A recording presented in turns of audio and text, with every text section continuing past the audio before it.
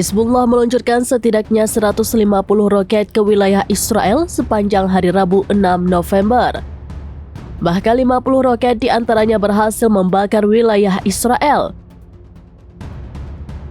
Puluhan roket berjatuhan di jalanan Israel hingga mengakibatkan 1 korban tewas dan 10 lainnya sekarat.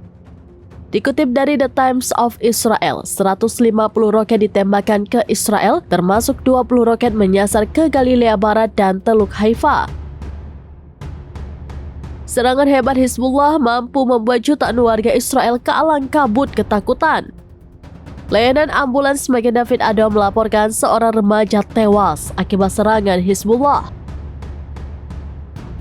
Hasil identifikasi, korban bernama Sivan Sadeh, 18 tahun yang tewas saat bekerja di ladang kibbutz. Seorang buruh tani yang menemukan jasad Sivan Sadeh mengatakan tubuh korban dipenuhi pecahan peluru. Serangan itu juga mengakibatkan 10 warga Israel sekarat. Bahkan Magen David Adom mengunggah foto yang memperlihatkan roket Hizbullah menancap di sebuah mobil. Selain itu, pecahan roket Hizbullah juga berserakan di jalanan. Hizbullah merilis video yang memperlihatkan penargetan terhadap posisi pasukan pertahanan Israel atau IDF.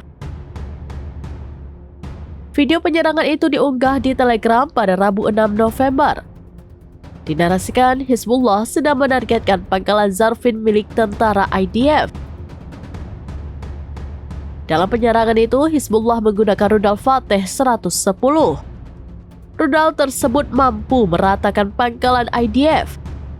Serangan rudal Fateh 110 Hizbullah pun turut meledakkan Bandara Ben Gurion yang berada di selatan Tel Aviv.